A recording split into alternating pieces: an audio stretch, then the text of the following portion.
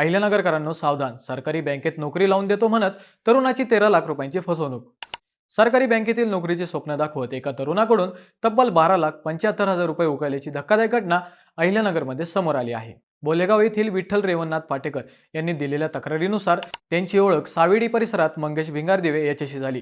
त्याने आरोग्य विभागात नोकरी लावून देण्याचे आश्वासन देत सुरुवातीला 6 लाख रुपये घेतले। यानंतर इतर आरोपींची ओळख करून देत बँकेत नोकरी मिळवून देण्याचे आश्वासन देण्यात आले। त्यासाठी आणखी पैसे मागितले गेले। बँकेचे नियुक्तीपत्र तयार असल्याचे सांगून प्रथम 4 लाख, त्यानंतर ऑर्डर देण्यासाठी आणखी 3 लाख रुपये घेतल्याचा आरोप आहे।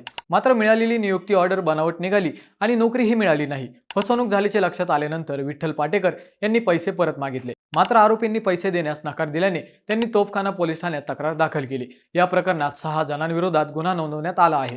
नोकरी मिळवून देण्याच्या नावाखाली पैसे मागणाऱ्या व्यक्तींवर सहज विश्वास ठेवू नका। कोणतीही भरती प्रक्रिया अधिकृत संकेतस्थळ आणि सरकारी माध्यमातूनच पडताळून पहा।